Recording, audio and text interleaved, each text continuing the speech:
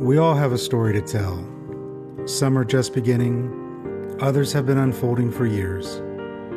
Welcome to the Shaman Stories Podcast. Each week, I sit down with guests to explore their journeys into spirit, the challenges, awakenings, and the moments that shaped who they are today.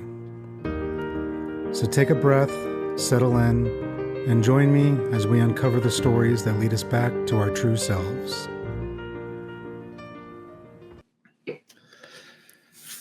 All right, welcome everybody to the show. My name is Jeremy Chimvert, and today's guest with me is Cynthia Abulafia. Sorry. She's an author, educator, and a yoga therapist committed to giving language to the divine feminine and restoring the experience of embodiment as the heart of spiritual practice. She's a longtime student and teacher of non-duality. She guides people through the Kundalini awakenings and spiritual crisis with grounded tools rooted in embodiment, breath, and the contents of sacred texts and traditions. Her debut book, Embodying the Goddess, just released actually last month. It's about challenges the transcendent bias of the patriarchal spirituality and offers a path of radical integration. Thank you for being with us today. Thank you so much, Jeremy. And sorry about the last name. It happens. So why don't you, besides what I just mentioned in the bio, just let everybody know a little bit about what you do today, and then we'll get into how you got there, and then the book. Yeah, I mostly teach yoga and the sacred texts associated with yoga and tantra. And my primary passion is the non-dual tantric goddess lineage. That's what I primarily study and what guides my teaching. Nice.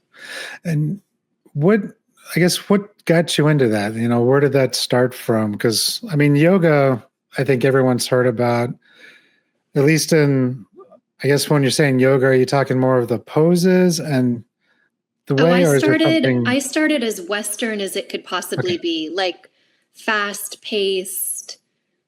I call it asana-inspired exercise. Not in a negative way, but that's just kind of what it is, right? And I spent a long time doing that. Really just the postural yoga, nothing spiritual, not even breathing, no chanting, none of that. I did that for a very, very long time. And, as these things are technologies, it might take some time for them to work on you, but when they start working on you, it's a bit of a wake-up call. What in the world is happening to me? And then you realize, I've actually been doing a sacred technology that is very old and very powerful, and that's what I've been doing. So, and I guess with that, what are the sacred texts? For those who don't, I don't know. I've never heard of sacred texts within yoga. Again, when I think of yoga, it's always doing the postures and the practices that way. Yeah. How do the texts work in with that? Oh, I really love this question. Thanks for asking. Mm-hmm. So if you go a little deeper into the yoga traditions, or if you ever take a yoga teacher training, I lead yoga teacher trainings. There's usually, a small handful of texts that are taught that are kind of codified as the so-called classical yoga sacred texts. And there's only a couple of them, which is a bit of a modern reductionism of the most intense kind. Because it's almost like we have chosen the 2 or 3 texts and then turned that into like the capital T texts. But I study Sanskrit, and this is a language that is thousands of years old. And how many texts are written in Sanskrit that are considered extremely important and sacred? I even had somebody once ask me, gosh, why study Sanskrit? Like, what do you even have access to if you're studying this language? And I said, I have access to 3,000 years of literature, of the most beautiful literature ever written, and thousands of texts. I have one professor who has 20,000 texts on his computer. So what are those texts? Now, classically in yoga, you read things like the Bhagavad Gita, which is a very beautiful text, the number one bestseller on earth, as it so happens, the most sold book on earth, more than the Bible. Interesting. And then you also have the Yoga Sutras. So the Patanjali Yoga Shastra is what that's called. And a lot of people refer to that as so-called classical yoga. But that, again, maybe to some people it would be a controversy to say this, but the truth stands that that's still a modern imposition brought by a very specific set of teachers from India to the West. And it is not the end all be all of yoga. It's a text of yoga within a tradition.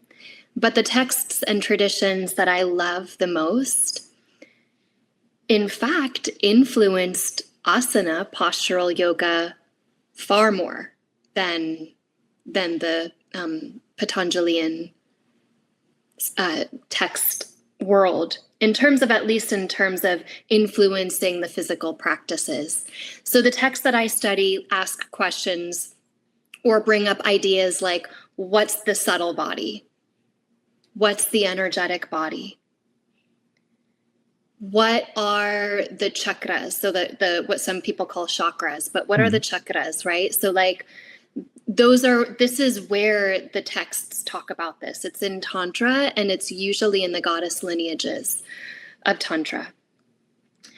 Now, it just so happens that these texts, which were written between 700 and 1200 of the Common Era, which deeply influenced what we're doing today, have been pretty forgotten by history for all sorts of reasons.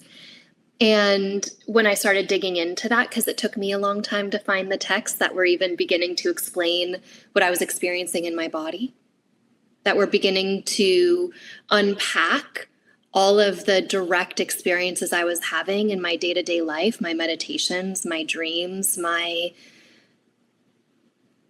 experiences. And it's not just in these traditions where certain elements and certain aspects have been changed or erased or suppressed. And that's why I came to start teaching the Divine Feminine, is first, and perhaps most importantly, direct experience of a very strong variety that couldn't be explained but by what I was seeing out there. And yet it was real. And then second, doing a little bit of digging and seeing that this happened kind of all over the place. By birth and by family ancestry, I am Jewish. And the same pattern happened in early Judaism, where there was a goddess, a primary goddess, and she was, for very clear reasons, suppressed and erased. And it took hundreds of years to do that, hundreds of years. So why? My question is why? And then my question next is then who is she? Who is the goddess? And then perhaps we come to the most important question, who is she? And then who am I in relationship to that? And what all of these texts and traditions have in common is that the goddess represents sound vibration. Sound vibration. We know this, look at the Greek mythology, right? We know this where the Muses are some of the oldest deities in the tradition, and Calliope is the most important, and she represents music. Right? So music and sound vibration have always been, Hathor is deeply related to the early Jewish Asherah. And these are God Hathor being the Egyptian goddess sound, music sound. In oral traditions that were never written down in many of the world's traditions, these principles have remained, and they've remained living. But in the larger, kind of more patriarchal traditions, they got kind of subsumed and erased. And then the goddess, we realized she was missing. In the past 100 years, people were a little curious, well, what's going on? What's happening here? And so then kind of psychoanalysts began to ask the question, well, who is the goddess? Oh, historically, she's the one who nurtures. She's the one that the hero comes home to that's waiting. Joseph Campbell said that. Yeah. And then she's an archetype, right? So she's a pattern within the whole, which is trash, not true. I mean, she can be that if she wants to be that, but she's not a pattern within the whole, right? There's another way to divide and suppress. But she is the whole. Sound vibration is what? Sound vibration is form. Form is what? Form is embodiment. So if her earliest expression is sound vibration and word, capital W word, the word, then all of a sudden I have something to work with. Now I have a relationship I can develop.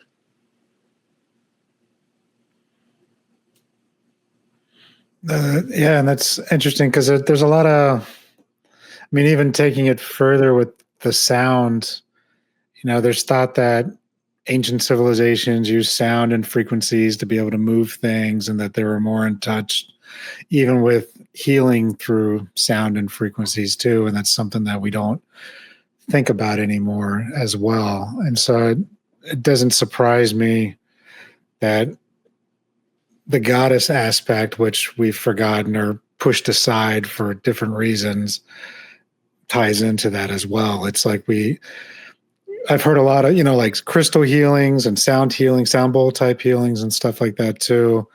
And then there's a lot of people who do healings through vocal chants and like within their own breath work. Like I've heard of that as well. Right. Do you think that's kind of tied in with that, or is that kind of a separate? I mean, she breathes forth. What do the myth cycles show? Now, I'm not just talking about the traditions that I look at. I'm talking about from Polynesia across to Taiwan and early Japan, into the Indo-Iranian traditions, all the way across and down into North America, Central, and even the Mayan and Aztec civilizations. What you can start to track, what you can start to see are these common myths where she breathes forth. Right? So what happens when you have breath and then you empower it? You give breath power. What happens? I mean, you have life when you have breath. Right. But when you empower breath, when you vibrate breath, you create speech. Yeah, words or sound. Words, speech, sound. And so, yes, she represents breath. In fact, in one of the texts that I teach, that's what she's called. She's named Para in this particular text. That's the goddess, the high goddess. And she is the breath itself. She is the breath itself. And it is said in this text that we're praying to her 21,600 times a day. That's how often we breathe in a day. These are very beautiful traditions because they bring us back to the body. And even the artwork that's behind you, for anyone who's listening, I see snakes on this artwork. Is that out of Central or South America, that piece? It's from the Shibibu tribe down in South America. Ayahuasca variant heaven and based. They actually take the plant from the grandmother plant, put some dyes, and they hand stitch this with the dyes from the plants.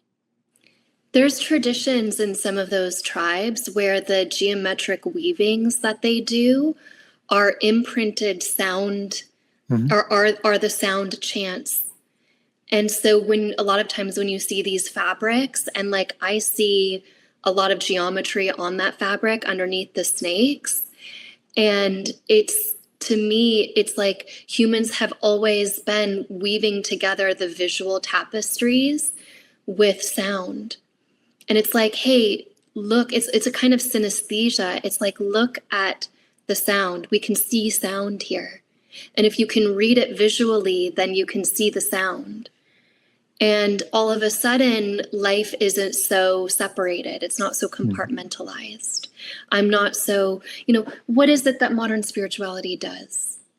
It's a ladder that climbs us up to transcendence. So in my bio, when I write about the transcendence bias, I really mean that we have a transcendence bias in our spiritual traditions. Let it go, spirituality.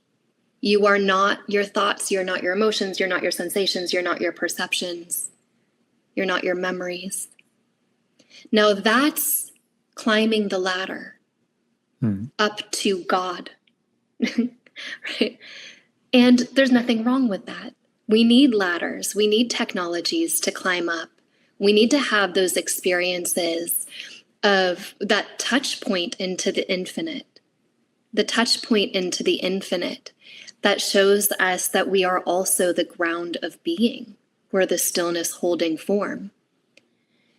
But we don't have technologies, not nearly enough technologies that bring us from the transcendent ground of stillness back into form.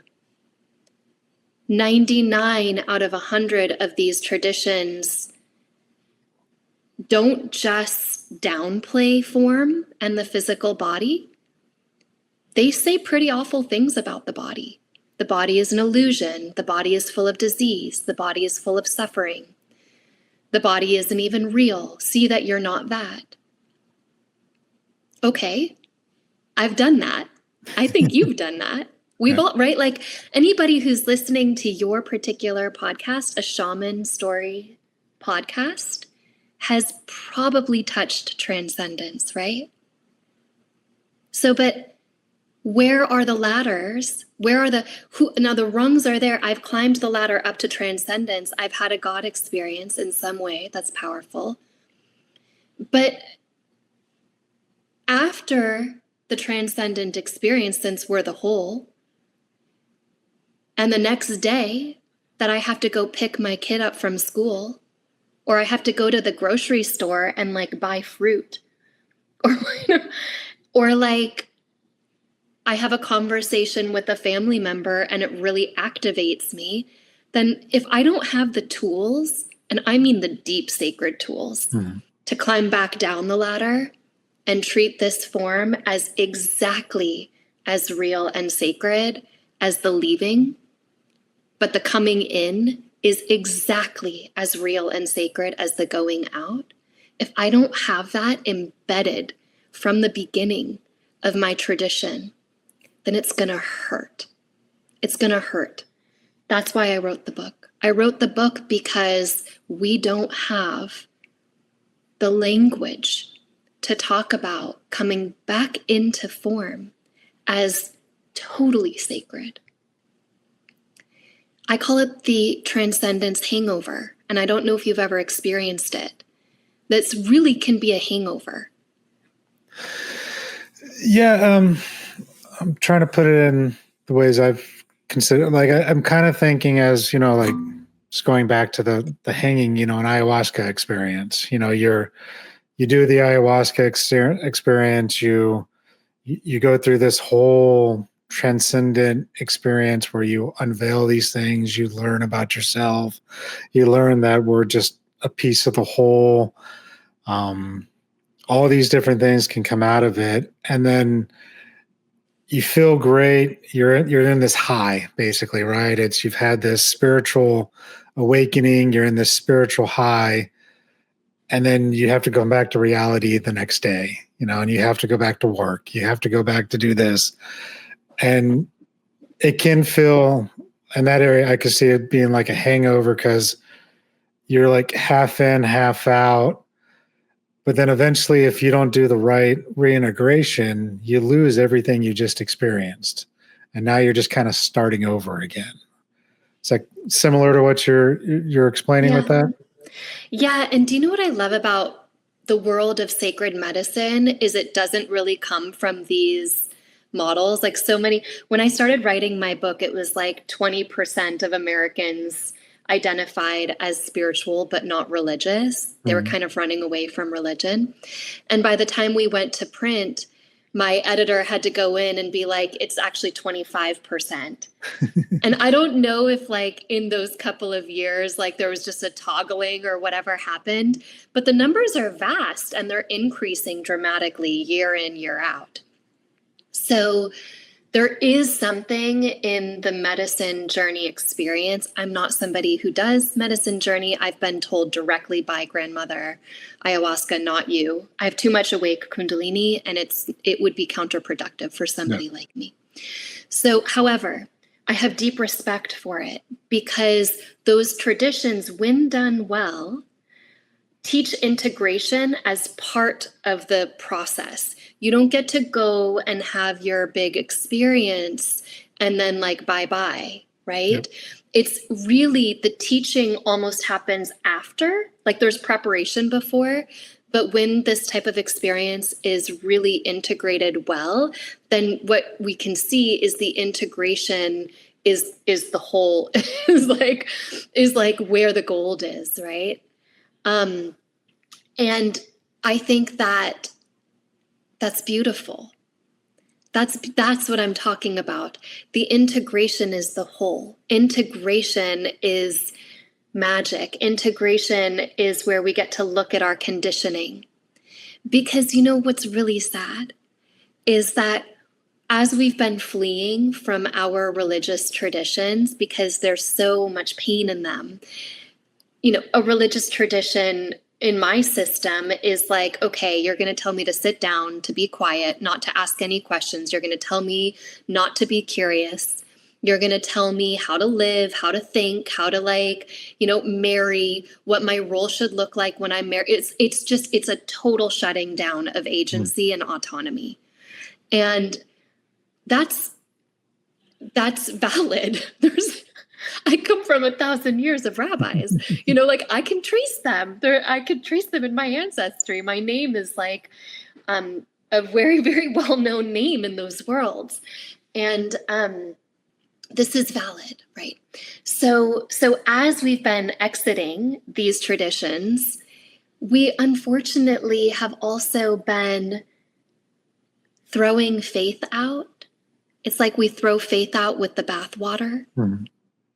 And then we go into spirituality, and then we do the same thing over again. We do the same exact thing, which is that we bow down to somebody because we still think we need salvation. We just now call salvation a different name. We call it samadhi. We call it nirvana. We call it nirodha. We call it grace. You know, we may not call it salvation, but we give it a name that is an equivalent. And it's going up and out. And then we get shocked when the teacher is unethical. But all we did was supplant one king with another king. Yep. Hello, king, save me. Sovereign, you are my sovereign, save me. And then we just go and we do it with our spiritual teacher. You're my sovereign, save me.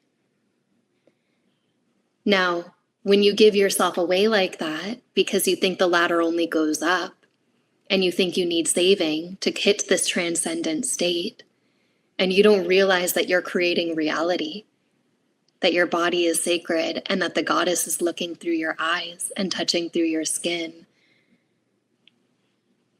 and reflecting life back like a great mirror to the heart, then it hurts. It really hurts.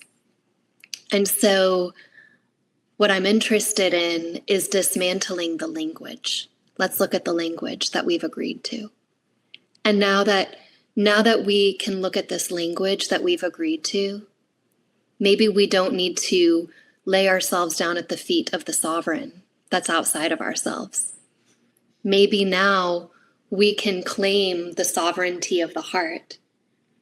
You know, in the sacred texts that I study, that word sovereignty in Sanskrit is Aishwarya, and it relates directly to the heart. The heart is the sovereign. The heart is the sovereign, and the breath. Yeah, and I agree with you. It's I've been seeing it even with quote unquote new age spiritualism, even people looking into like shamanism and things like that, or even plant medicine, like we just mentioned. You know, I've known people who have done many different mushroom ayahuasca experiences over and over and over, acting as if that's the only way to truly understand themselves or their lives, and that they have to do everything that they're being told within these ceremonies. Or, you know, working with their guides, you know, maybe they do a journey and they're not understanding that part of the journey process is also the imaginational process. So sometimes our brains interpret what we see based upon our own biases in a way that we can understand. And we can bring in those biases within our journey work if we're not careful. And now suddenly we have, you know, a quote unquote guide that we're meeting on a journey that's telling us directly how to live our lives. And we're giving our power away to that, because that's not how a true journey works, right? I don't know if you've ever done journey work, but when you do journey work, you might meet your guides and they'll like you can ask for advice on some things, but the way they perceive thing is different. You can't just be like, oh, should I stop working? They'll be like, yeah, sure, whatever, do what you want. You know, they're not saying quit your job because it's horrible. That's something you need to decide because you're in this reality now. They're not. Their concept of time and place is different. And so, but people go into it sometimes thinking, oh, that's what I needed to do this. And so they give away their power that way. They're not looking within, like you mentioned. They're constantly looking outward, trying to get told what to do. And I think part of that is so they don't have to take ownership of their decisions. Well, they're scared too, right? Yeah. It's scary to take ownership. It's like if we haven't done our therapy, if we haven't done our trauma work and we go and we have a big experience, we might just slip that experience right into the same religious model that we were conditioned into. We never investigated the conditioning. And so we just slip that experience right into the religious model that we're conditioned into without realizing it. And we call it by a different name. And that's the tyranny, right? I call it, in my book, I call it becoming a promiscuous mystic. I did it for many years. I had some pretty cool experiences, not on journey work, not supported by a substance, but through the Kundalini herself. And it was a high. And it was such a relief to not be me for a little while. And so I chased it. I chased it like the best of them, right? Like I was like, well, if I can get a little hit here, then what about if I go there? And what if I go there? And like, that's the spiritual marketplace right there. And I don't want to judge it because we're waking up the way that we're waking up. We're returning to the heart exactly how we need to return to the heart. And the heart is whole and complete. And somehow the cobbling together of every single experience we have is coming back to the heart. The way that I see the heart, it's like, okay, then what is the heart? The heart to me is a living instrument. It's an instrument. Almost like a stringed instrument, like a harp or like a guitar, like it's like a stringed instrument. And life is just throwing at us over and over and over again an opportunity to clean the instrument. And if my instrument is out of tune, or if it's dirty, or if it's like a little broken, right? It's not going to harmonize with life. But life is so generous that it's like, well, try this. And it's not generous kindly, right? Because sometimes tuning the instrument, we don't turn to tuning the instrument because of something beautiful in our life. Sometimes we turn toward tuning the instrument because we have to, because something's really hard. Right?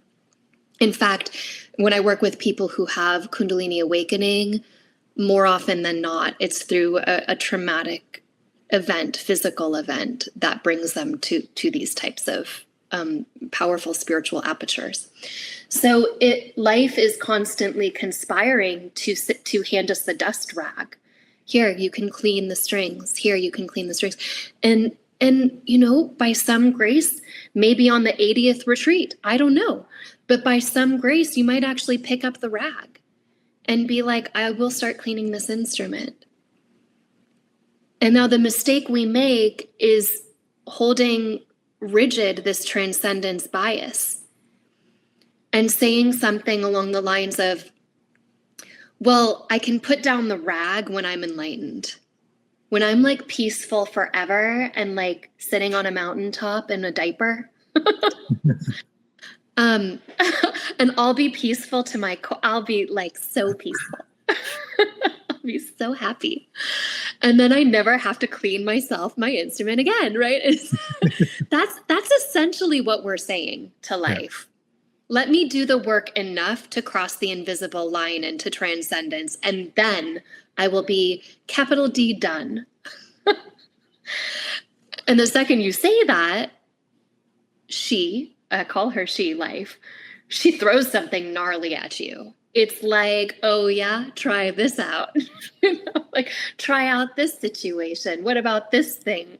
I'm just gonna give you a little run for your belief, because again, we need more tuning of the instrument. And then when that instrument starts to really get tuned, then there's no such thing as a transcendent experience anymore at all. It just doesn't even exist. It's like life is that. Life is infinite and it's pouring forth.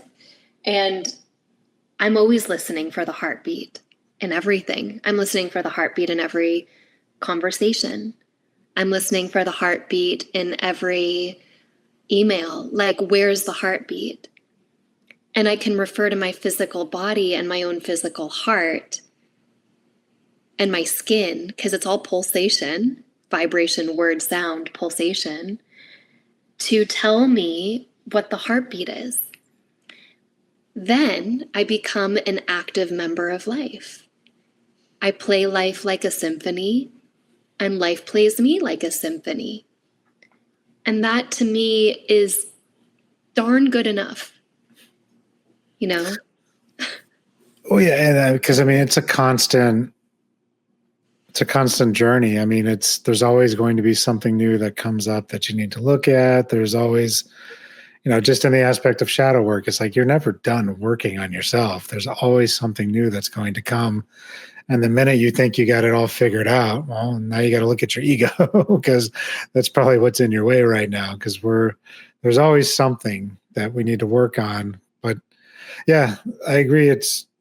But also knowing that and being able to do that, you can get into that rhythm, like you mentioned, where it's like you're playing your string, you're playing your instrument, life is playing you, but you're in harmony with each other. So when that something new does pop off that you need to address, you can tackle it a lot easier than if you were out of sync, right? Or out of tune. If you want to keep going with the same metaphor, if you're out of tune, you're not going to be able to focus properly on what needs to be looked at versus being in tuned. It's just going to be noise. Yeah. And so you won't even hear when something's coming.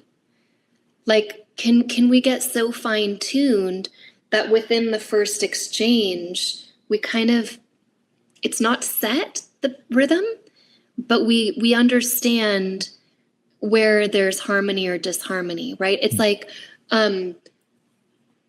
we don't need to wait for the earthquake to bring the house to rubble. because we felt the tremor and we figured out how to step outside or how to reinforce the foundation. It's ultimately just this learning system of harmonization. And that's what I call embodying the goddess. It's making use of the instrument of this body. Because when we're worshiping stillness and silence without pulsation, we're not paying attention to harmony. We're trying to let it go. We're actually trying to move beyond that. And there's no moving beyond pulsation. Pulsation and stillness are the same thing. So when we come back to pulsation, to the heart, then we get to play. I like that. And so what would be a good way of starting to tune your strings? Would you necessarily need to have the Kundalini awakening, or is there? Not even close. Okay. So we are forming and condensing at all times. At all times. We don't need a gigantic transcendent experience to touch transcendence. If you take the analogy of, it was just raining here where I live. If you take the analogy of the cloud coming up against the window pane, and it condenses enough, and it condenses enough, and it condenses enough, it's going to take form. And that form's going to take a shape, and it's going to start to move down like a raindrop or a drop down the window pane. And we can track that happening. We can see that happening again and again and again and again. And that's what the practices are. That's really what the practices are in Tantra. They're practices that attune us to both the going out into spaciousness and the coming back into form. Every time we wake up in the morning, we can begin to tune ourselves to track the sequence of events where we go from expansion. It's a bardo, so we're going through a bardo is the transition.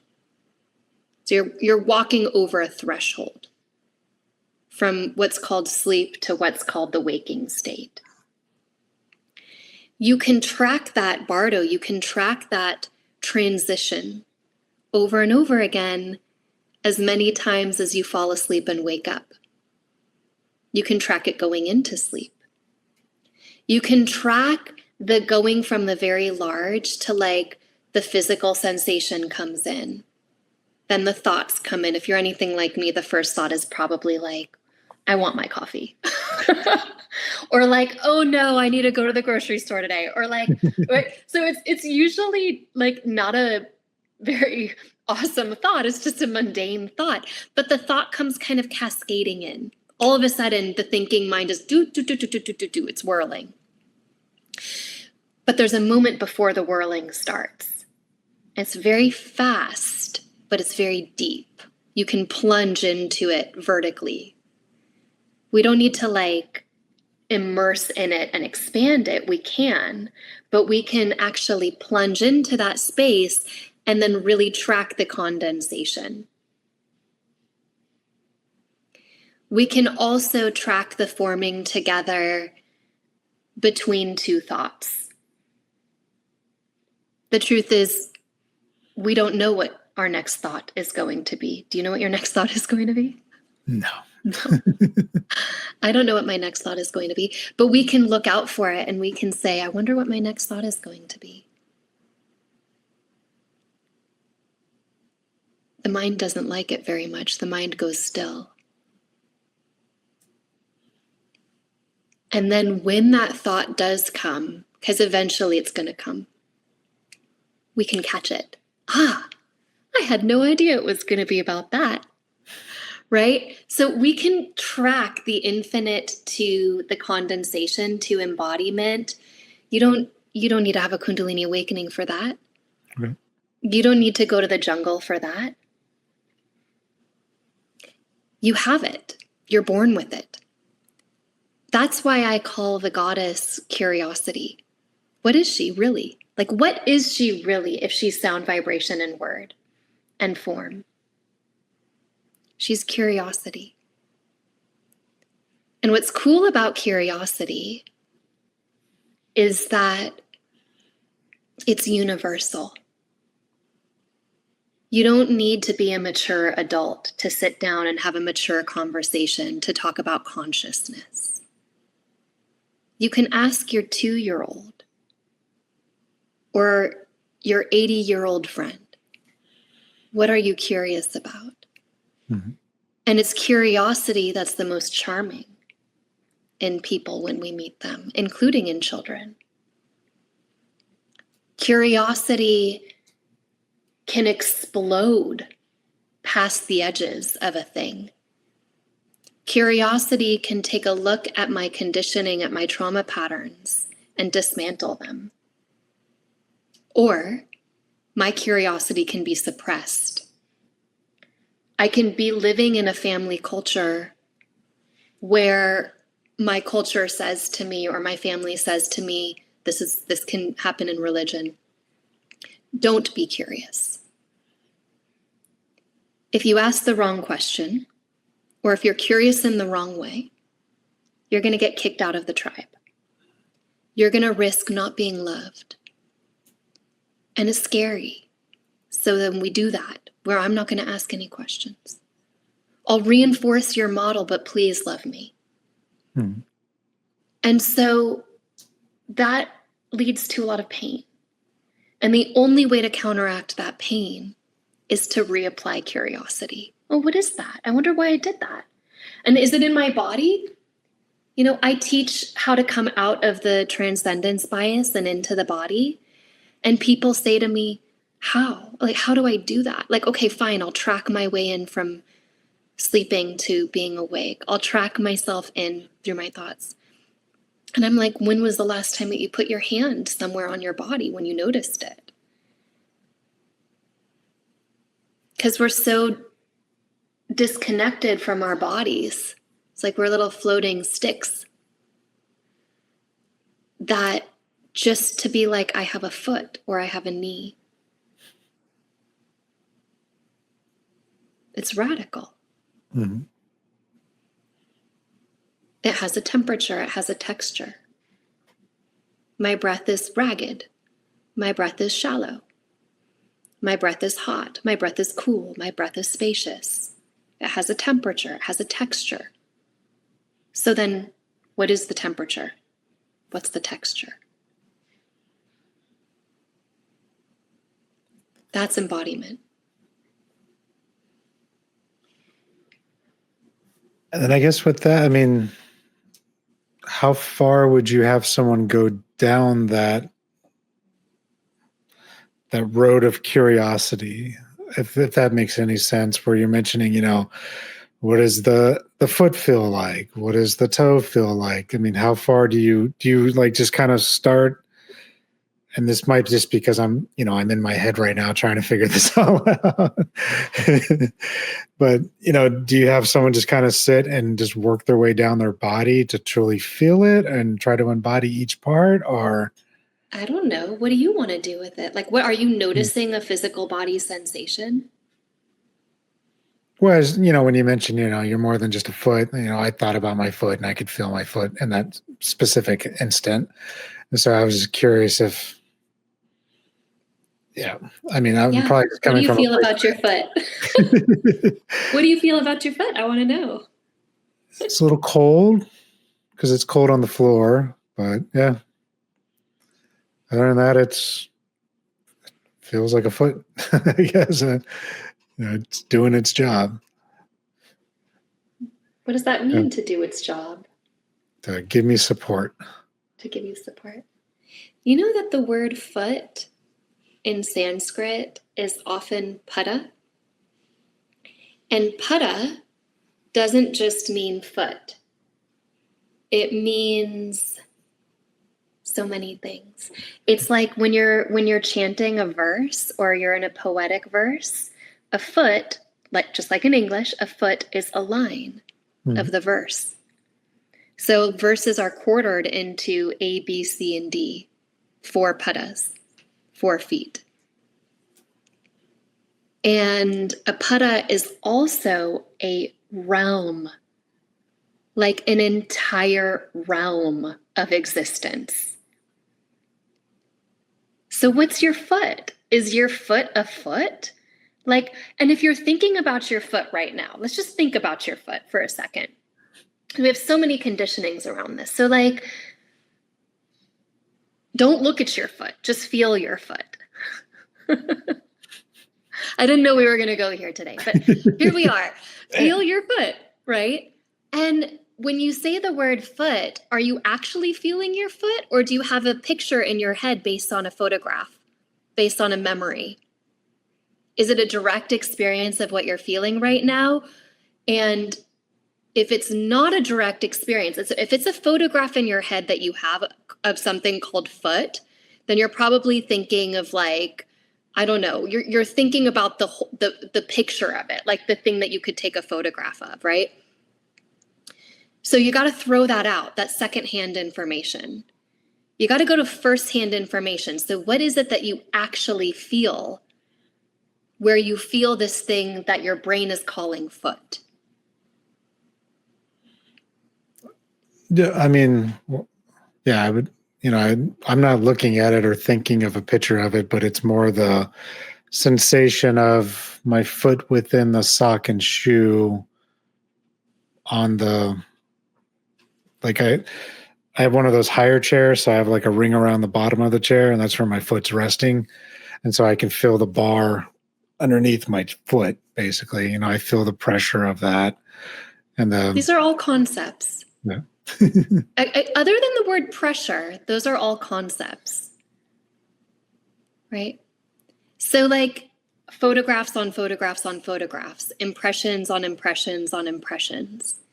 When we go to direct experience of the body, like, okay, if I'm feeling this thing, this body, this foot, I mean, really all I can say of it is warm. There's a sense of like tingling. There's a sense of softness. Once I start to say what shape it's in or what position it's in, or like, whether a sock is over it, these are all secondhand information. So getting back to the felt sensation of the body all of a sudden creates a very living thing.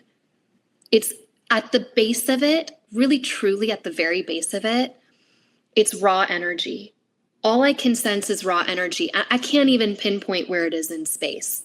Mm-hmm. So like if I think of something that, my words might say left foot, and then I think of something that my words might say right foot, they're just points of sensation in raw space, raw points of sensation. Has nothing to do with left or right. Even top and bottom has nothing to do with top and bottom. Points of sensation, points of pulsation, raw feeling. And we can track that raw feeling and amplify it rather than let it go. We can amplify it, amplify the raw feeling.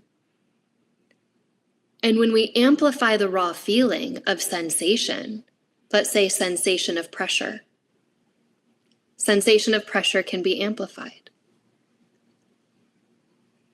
Then we amplify that sensation. And it just becomes something kind of like non-differentiated total pulsation. It's something like that. In yoga terminology, you could use the word prana, like energy, just energy, just pure energy. Right? And you can go so deep into pure energy at any given moment, following any doorway in. You can follow the doorway of the realm of the foot.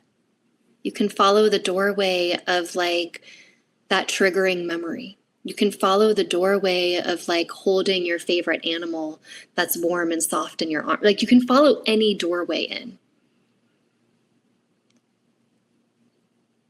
You can listen to music your way in. And that pathway of taking whatever's available right now and really applying curiosity to it is more powerful than we could realize. Because all of a sudden, we're not locked into our regular programming. My regular programming is like, okay, in order for me to have a foot, I have to be a Cynthia. And like, in order for me to be a Cynthia, I have to have this story about Cynthia and her foot and whether there's pain there or not pain there, or whether she likes the shoes that she's wearing, or like, right? Like it's this world of stories around the thing. And then at the end of the day, what we really want is to be vibrating in the reality of the thing itself.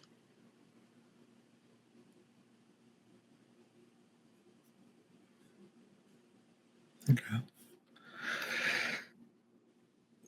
Yeah, I'll get there. I'm still a little hung up on the foot, but I'm trying to follow. It's so funny. I didn't realize foot was going to be a meditation for us, but why not? Let foot be a meditation. It's an interesting idea. Because I've done things where, you kind of sit with yourself and just kind of scan down your body to see what's bothering you or, needing to be looked at in that moment. But I've never actually just thought about just, what does a foot actually mean? What does a foot actually present, or how does it actually feel without taking on those other aspects? Not looking at the, what you call it, like the pictures, like the sock or the shoe, but actually, how the foot just is. But yeah. Yeah.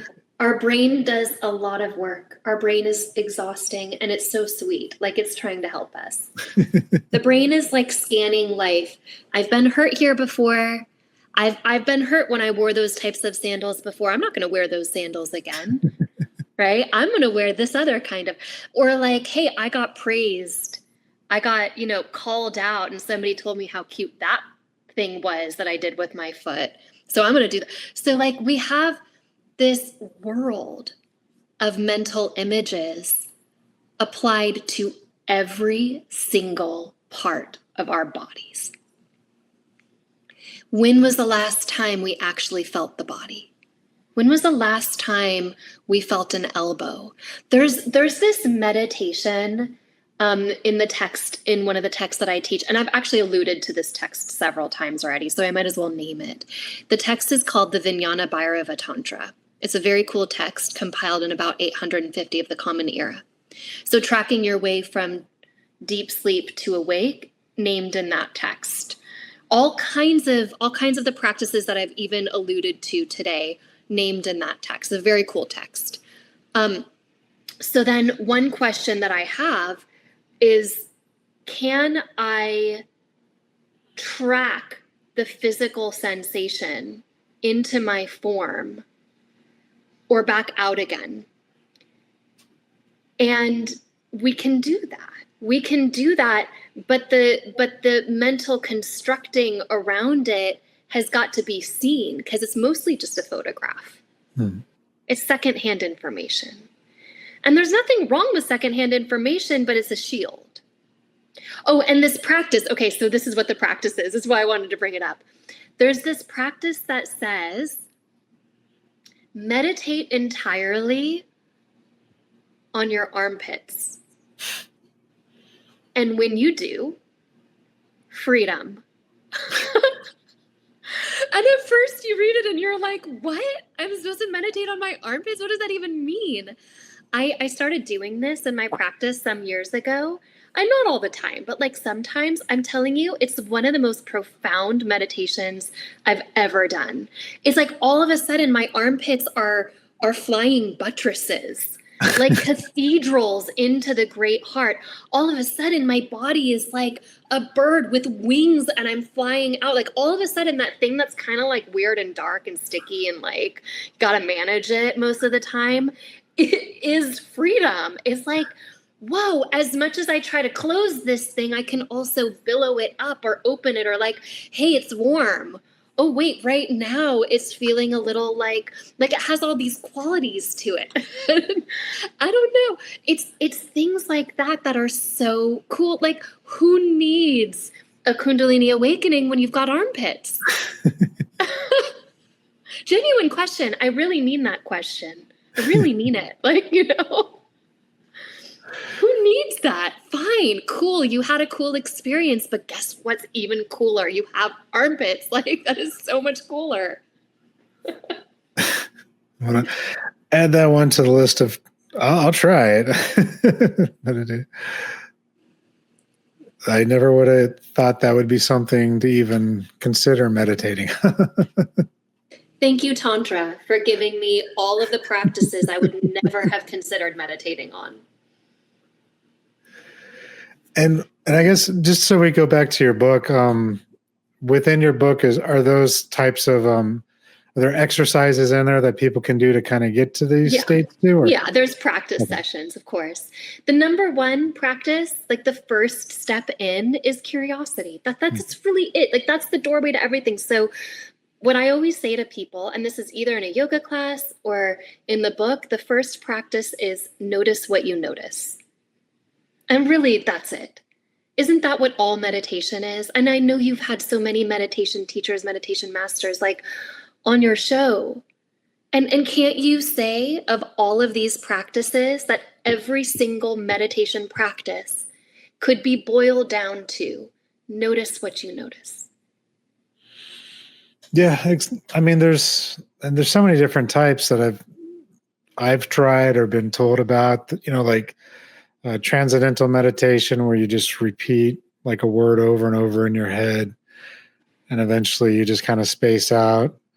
There's some where you just don't think of anything, or you try not to think of anything, which I always found that very difficult to do. There's some where you just stare at an object like across the room and just be with it, not necessarily becoming it, but just that's just your pure focus, and somehow you'll kind of space out into like a form of meditation, or candle focus, where you just stare at the flame and kind of become the flame. Do you know that every single meditation you just named is named in the Vijnana Bhairava Tantra? Is it? Yeah. Every single one you just named is named there. And you know what's so fun about this text is it'll often say something like, oh goddess, if you do this meditation, you'll see the totality of freedom. And then the next line will be something totally different. And it'll be like, or. It's like, or how about try this one? And if you do this one, you'll see the totality of freedom. Right? So what's it really telling you? Is it really telling you take a technique? No, it's not. It's not. There's 112 techniques in this text. For every single one that you just named, every single one that I've named so far. So what does that tell us? It tells us that notice what you notice. You might be noticing the void. Okay, so notice the void. For some people it works. I'm not a void person, but hey, you like the void, go void. Notice the body, notice music, notice memory, notice food, right? So there are techniques. And I mean, that's how I look at, spirituality in general. It's, one thing, I think I've mentioned it on the show before, but I was in Egypt when I was 19. I was working for a guy at a scuba diving shop. And before I went down there, I met some locals and we were hanging out together. And one of the guys basically said, he's like, there's all these different religions. There's Hinduism, Buddhism, Catholic, Jewish, Muslim. And his thought was, there's only one God. It doesn't matter how you get there, and I don't necessarily use the word God or goddess. I'm more of a source person, or there's all these different paths to get you to the way to source, to whatever that looks like for you. And it's really doesn't matter how you get there, as long as you're not hurting anybody, or pick what works for you. Same with the meditation. It's, I've done TM that worked for a little bit, then I didn't like it anymore. So I tried other things, and it's like, okay, that worked for a little bit, then I try something else. And sometimes I might go back to TM. It just depends on the moment, how I'm feeling and what I'm wanting to try. Yeah. Amen. And why not? You're living in a dynamic system that's always asking you to tune your instrument. So some days you tune it with the cloth of TM. Yep. But think about, and really, like, for me, what I feel is deep appreciation, because it's like, wow, I've spent so much time honing my tools. Like, I've gotten really good at using these tools. And I've also gotten good at this thing called discernment, which is like when to use the right tool at the right time. Because there would be the wrong time to use a certain tool. Like, if my car breaks down, is it going to be very helpful for me to have a pack of AAA batteries on hand? No. But if my flashlight breaks down, it is. Like, right? So you have the right set of tools for the right set of circumstances. And that's where modern spirituality really shines. That's where the new age spirituality and this, like, that's why I wouldn't judge the promiscuous mystic. Focus in, figure out who you are. And who's looking through your eyes. Change compulsion into reverence, and then you do you. Like, you do you, because whatever tool you're using, like you said, in any given moment, if it's not causing harm. Yeah. And being okay with understanding that, all right, what used to work for you at one point might not work anymore because you're in a different spot now. Right. That tool you learned can shift and change to something different. That doesn't mean what you learned was wrong. That's just what you needed in that moment to move forward. And so it's just take what you have learned and build upon it, change it, make it your own. It doesn't need to be the strict doctrine of, you have to do everything this specific way. It's learn the basics and then build upon it to make it your own. Yeah. It's interesting because it's very in vogue right now to kind of like downplay spiritual texts, where spirituality will say something like, well, that text is just like, people who get into text, that's just more mind, and like get into practice. And it's very dismissive because spiritual texts transmit. And for somebody to apply compulsion to a text, that's a problem. If you're trying to purchase more and more and more to try to get somewhere, that's compulsion. That's a problem. I can do that with text. I can do that with meditation techniques. I can do that with retreats. But it can also be the source of reverence. To read that beautiful poem, to read that passage in that sacred text, to come back to that mantra. So we want to be very gentle with each other too. In, hey, this is what works for me, but hey, what works for you? I'd like to know. No, that's true. I like that. And honestly, if text has been around for 3,000 years, it's got to be doing something right. Well, I'm a textualist, so to me, devotion is that. Devotion is being able to sit down and read, and it is transmissive, and it's so beautiful. But I know a lot of people who is the opposite. It's like, my head is now fussing. I just need to go sit by a rock and check out the running water in the river next to the rock. Like, right? That is sacred. So I think that one of the ways to dismantle spiritual arrogance is to hear each other's stories, like what you do. You share each other's stories. Like, what is your story of the sacred? That is a very worthy thing to call out. Yeah, and I think, it's important because it's, understanding where everyone's coming from, understanding other people's journeys, and realizing, oh, my journey is a little bit similar to somebody else's. It might not be exactly the same because it can't be, but understanding that you're not alone as you might think you are, because maybe you're in an area or you're the only one in your family that's quote unquote awakening at this moment. You're the only one that's stepping away from maybe that religion that you've grown up with and trying something different. I mean, even with you, with what you do now, how does your family feel about maybe your outlook on the Jewish religion versus, how they might look at it? Was that a hard thing for you to kind of break away from and change a little bit, or that's their problem? Okay. That's not my problem. That's where it's the rubber meets the road, which is like, you have the right to your journey totally, and I have the right to mine. And yes, is our family not going to like it? Are there going to be thoughts, ideas, threats? And it's like, at a certain point, we do the trauma work and we look at them and we go, that's your problem. I love you, and that's your problem. Mm-hmm. That's not a me problem. That's a you problem. I really hope you do.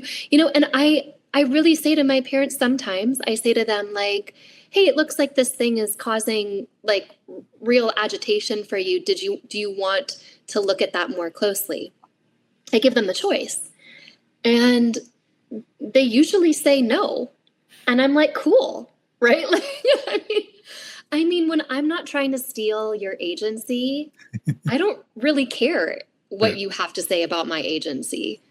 It's my agency. So like, please, you do you. And if it's going to cause me harm, I'm out. That really is what it comes down to, right? Which is like, you do you, and that might have a consequence. And the consequence might be me exiting. So, okay. But I'm worth it, aren't I? Aren't I worth it? I know I am. No, I mean, I agree. That's how I feel about that. I agree 100%. For some people, that's a harder thing to be able to get to that point versus... It takes a lot of work to get to that point. Yeah, it's easier said than done for some people. And I mean, even I had my own challenges in the beginning where it was like, but I think it also depends on the age of which you start the road down this journey versus if I would have done this when I was 15, 16, I don't know how easy it would have been to have that mindset versus coming into this work, in my mid 30s going, I don't care what you think at this point. I'm in my 30s. Like, I do what I want, basically. By being in a long-term marriage, right? And then coming to a spiritual awakening. Talk about crisis, right? So these are all parts of the path. This is all the mirror reflecting. How do you want to clean your instrument? And we might start really gently, like, this is a way I can create agency if my outer world isn't going to be able to change. And then we take steps. And we take steps and we take steps and we tumble and we get help and we ask a friend to listen to us, right? This is community. Mm-hmm. Community helps. Yeah, it's not easy. It's hard won. It's also hard won. But, one of the things that I see over and over again in people and that I've experienced in myself is it's so hard to do the work, but it's harder not to. Yeah. When you really realize that, I mean, deep realize that, it's harder not to do the work. Then you drag yourself and you do the work. And I really bow down to everybody who does that. It takes courage. I agree. Yeah, it's not an easy thing to do, and it's a constant state of being because I think, like we said before, it's something new is going to come up, something new that you need to address, something new you need to think about. And there's no right or wrong with it. It's just, that is just what it is. It's understanding that you're working on those layers and you're chipping away at old constructs, old biases, old habits, generational stuff, past life stuff. There's so much stuff that, at least here, those of us in the West, like, we have not addressed in thousands of years. And it's just been building and building and building and building. Oh my God. Yeah. Like in terms of this life stuff, I feel pretty good, but that ancestral stuff, that past life stuff, that collective stuff, it hits you sideways.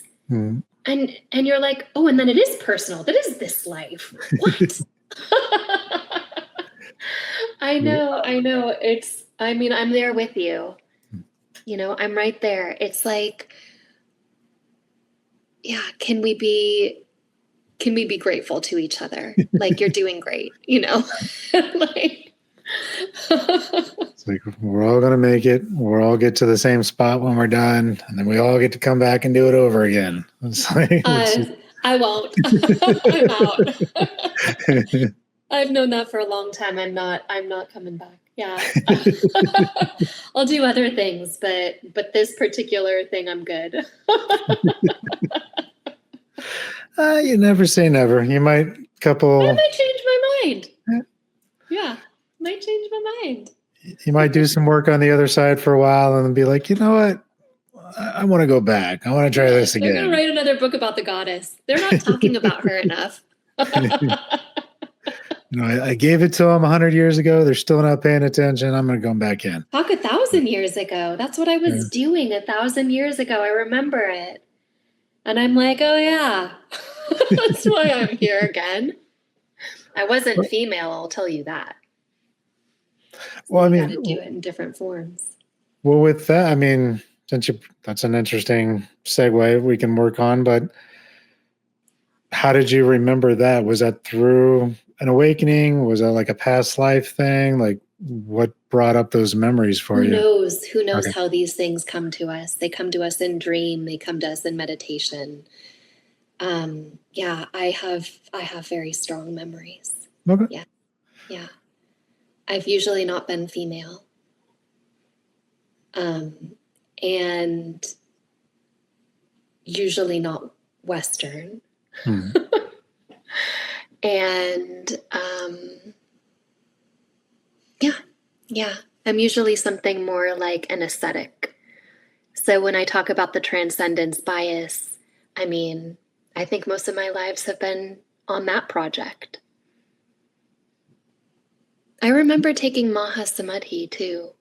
I don't know if you know what that means. It's like, it's a transcendent path where it's like a yoga path where you drop your body. You just drop the body. It's unreal. And it's posited in those traditions as the end of the path. But it's not.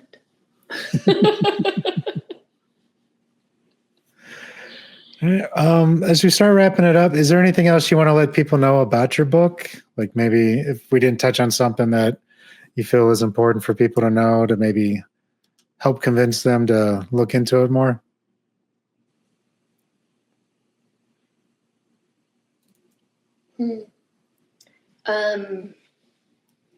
Convince them. That's a tough one.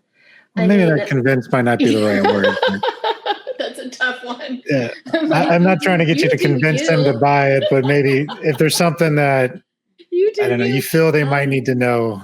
Yeah, that's not on the book cover. Like, let me know, maybe, right? Like, let me know. But I just want it to help. I want it to be of service. That's all. That's it. Nice. And they can find that just on Amazon, anywhere books are sold. Okay. Yeah. Cool. I'll make sure there's a link for that as well in the show notes for you. And then do you have a website or anything they can reach out to you? Sure. Yeah. It's cynthiaabulafia.com. Okay. And most of my social media is Embodying the Goddess book. Okay. Or Embodying the Goddess. It's kind of that. Okay. Yeah. Cool. Well, I appreciate you coming on. Is there any last words of wisdom you want to give anybody? No, maybe just notice what you notice. That's really, really what it all comes down to. Yeah. Nice. And I mean, I'm going to try. Thank you for tuning in. Be sure to like, share, and subscribe. And if something our guests shared resonated with you, connect out to them. That's what these stories are here for. And if you're looking for deeper healing or support, you can always find me at pnwshamanichealing.com. See you in the next episode.